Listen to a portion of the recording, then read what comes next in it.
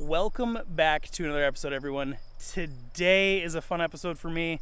I'm going to be going over my setup in the tree for self-filming and or really if I'm filming someone else as well. Just minus the bow if I'm filming someone else. But I'm going to go over everything that I have. Now, I've been doing this for 6 years now or so. I have gone through every iteration of equipment and cameras that you could possibly go through. I started with the cheapest possible camera arm that really sucked. I started with the cheapest possible handheld camera I could find. I started with a used 3-year-old GoPro back in the day. There's a way to get in this cheaply, and I'll mention it when I start getting into equipment, but there's a few things right up front that you need to meet some qualifiers. Those qualifiers are, why are you filming? If you're filming just to, document the memory of the hunt, all you need is your phone.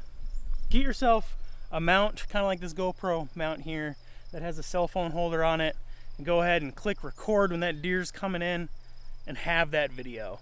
That's the cheapest point of entry you can get into. You're still going to capture that memory in some form of way that you can share and remember and reminisce on. But it's obviously you're not going to be able to create some amazing content out of it. You're not going to get awesome shots of those deer walking in, things like that. But if you're just there for the memories, that's what I recommend. Use your cell phone, use a little mount. Like, still bring a battery pack with, but use a little GoPro mount like this with a cell phone holder on top. You won't regret it. With that said, let's just hop into what my setup looks like, what equipment I use on each thing, and I will say it's very public land friendly. I've hunted public land, I still do hunt public land, and here in Wisconsin you can't screw anything into the tree, so you can see that I have an HME strap-on bow hanger. This thing is incredible. It's got a couple hooks, it's got a carabiner slot, which I usually have on the backpack. I just don't have it on right now, where I hang my backpack from. This bow hanger is incredible. It's quiet, it's light, and it straps on the tree rather than screwing in. I always place the bow hanger on my left side. I'm right-handed, so it makes sense to have that on the left side. I can grab that bow, swing it around, draw back, and that is going to lead us right into why I have this camera arm on my right side. So, screen on the camera, opened up.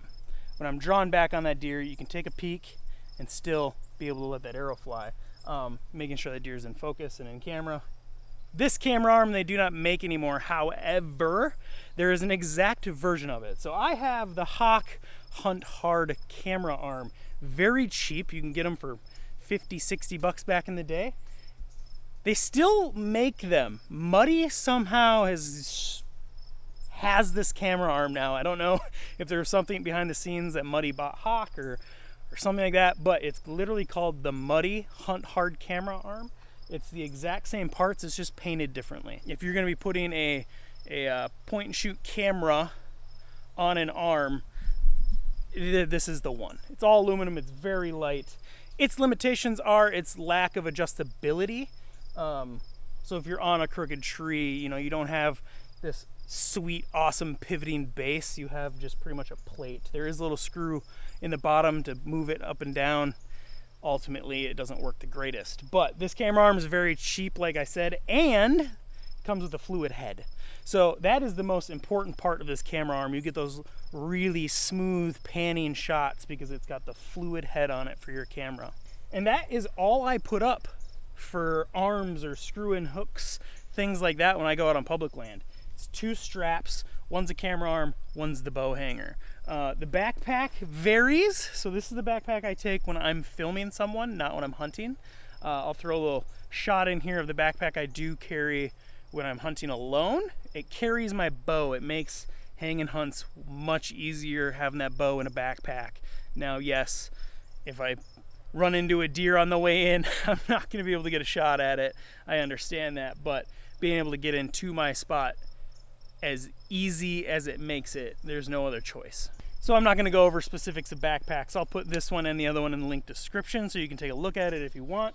But this is my filming backpack. This carries all of my camera arms, cameras, batteries, accessories, warming layers. This backpack is very versatile. It's got clips on the front so that I can strap a stand to it, which I'm going to do a whole nother video just on stands because I have some opinions now that I bought debatably a better one. So we'll get there, but let's keep moving on.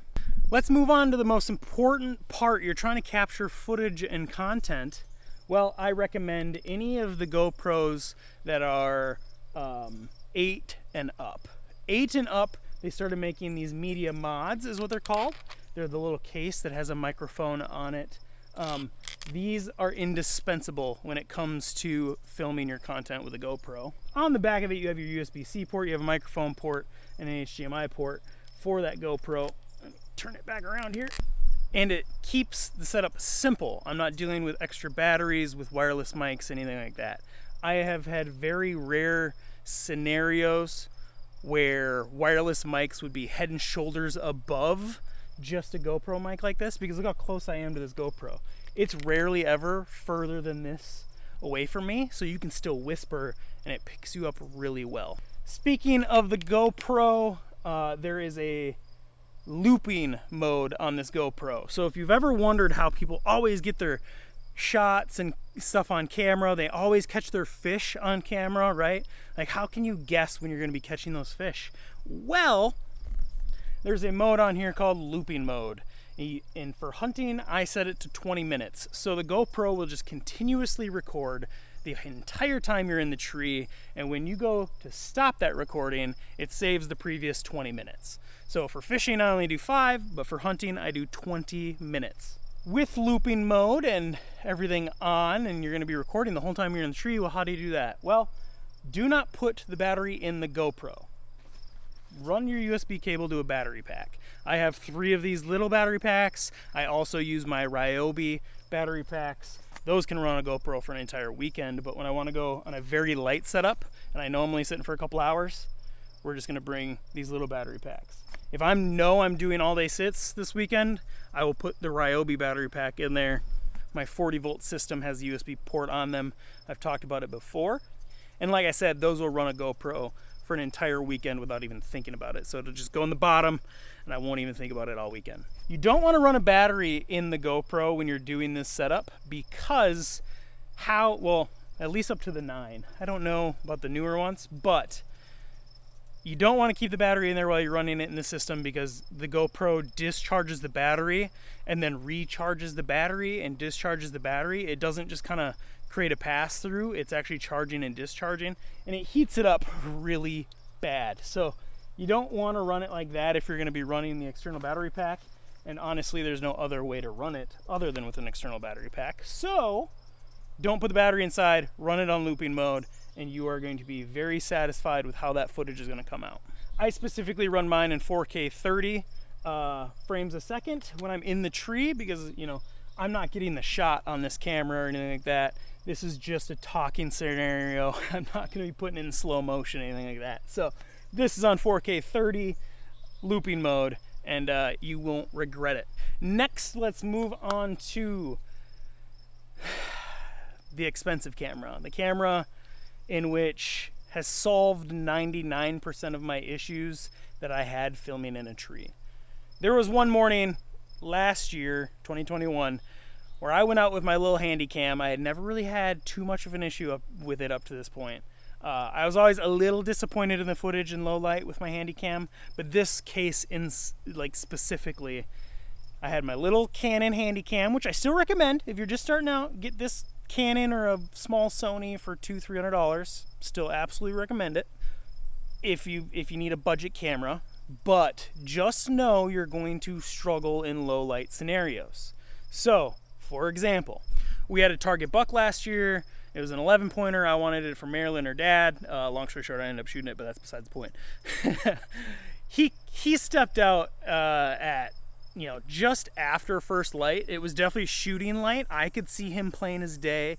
I could have shot him if I wanted to, but on the camera, as soon as I tapped that zoom button on the handy cam, the image was so distorted.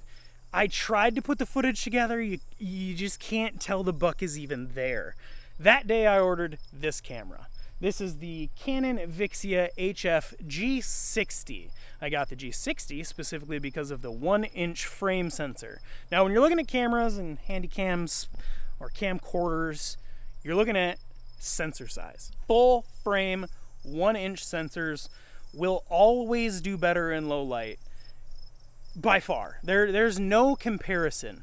Now, there's a lot of technology in these cameras which can assist in low light situations, but at the end of the day, it will never beat a full frame camera. So I decided to pull the trigger that day when I couldn't get the footage I wanted on a full frame camera, and let me tell you that I do not regret it.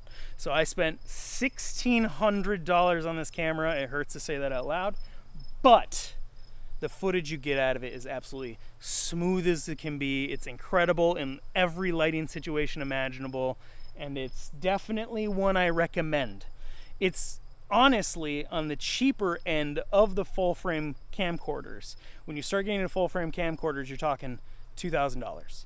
So at $1,600, it was a very good deal at the moment. But like I said, I only recommend that camera if you're taking this very seriously. If you want to create content for something, if you're doing it for memories, don't spend that money. Get yourself a handy cam and capture what you can with it. But this has a couple other advantages I will just quickly touch on. So it's got a full frame sensor. You're going to do well in low light. It has built-in ND filters, which means, so like here, I'm going to show you guys. I have an ND filter on this camera, right? Where am I at right now? So as I turn it this way, it's getting really bright out. As I turn it back, it gets to like the perfect lighting.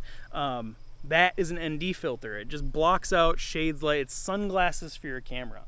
This one has it built in, which is a huge, huge win, especially if you're like a bird hunter, you're pointing at the sky. You definitely want to have an ND filter so that you can get a good, clear sky shot, but then the bird is still not just a shadow. That's where the ND filters come in. And then obviously it's got a microphone mount. I usually have this one on here, which, it's not on here, but on here is the Rode Rode Video Mic Go. In the link below, it's the cheapest, best mic you can get for your cameras. Now, I've bought the other like competitor versions and the audio is good on them. Don't get me wrong. But the Rode specifically comes with a mount that's rubberized. So for example, when I'm zooming in on this camera with my cheaper mics on it, you hear the lens zoom in and out. It's pretty loud. You hear it in the microphone because all that vibration goes through the base right into the microphone and it picks it up. This one, it does not do that because that rubberized mount that the mic sits in does not pass that vibration on. So if you're looking for a microphone, this is the one I'm using now. This is what it sounds like. It's a little breezy out today, and the fuzzy wind break that comes with it is doing its job well. It won't do a great job in 20-mile-an-hour winds. I've had a few problems with it when I've been ice fishing. There's just not enough fuzz on it, but you can buy bigger ones. That's the nice part about buying a brand like Rode. It's popular enough, there's enough aftermarket stuff for it to trick it out, if you will. Finally, I'm using a Sony a7 II. So I don't have a flip out screen. I don't have anything fancy. It doesn't do 120 frames a second, nothing like that. It's like the cheaper version. I got it on a super sale for like $800. I could not pass that up at the time. And I think you can still find the 7 II with those sales. You're going to get incredible quality. You're going to get incredible visual everything with this camera. It has very little shortcomings other than little battery life. It eats through batteries and not having a flip out screen. So there's plenty of times where I film something, I then look at the back, start to replay it and notice that I've been out of focus the whole time or it's overexposed and I don't know right away. But that's my setup. It's very simple. Over the years, I have shrunk it down into as minimal as I could get it. I used to bring a mount just for the GoPro. I used to bring a backpack mount and hooks on something else. I used to have really bad camera arms, but now after doing it and experienced those things and their shortcomings, I think I found a really, really good sweet spot where, yes, I bought a very expensive camera, but it's not the most expensive. Yes, I bought a cheap camera arm, but it's got some expensive tendencies, if you will. That's my setup. hopefully this video is fairly quick. I was just trying to do something really fast for you guys and show you what I got going on. So there you have it. I'll be doing a few equipment videos here in the next few weeks. You know, early season here in Wisconsin, it can be very hit or miss. We don't have a buck patterned and the weather's really warm, so we're not gonna get out a lot. So I'm gonna film some of this equipment stuff for you guys here and do some reviews. I have the Flex, the Spy Point Flex camera review coming very soon. I'll be doing a review on that Hawk stand. I think it warrants one. But this is where I leave you guys. If you have any questions, comments, advice, concerns, whatever it may be, go ahead and throw it in the comments down below. Like I said, all of the links to everything that I could find will be in the description below. That's gonna be your favorite tool here today. But make sure you guys like, share, comment, and subscribe. And until next time, see you in the woods.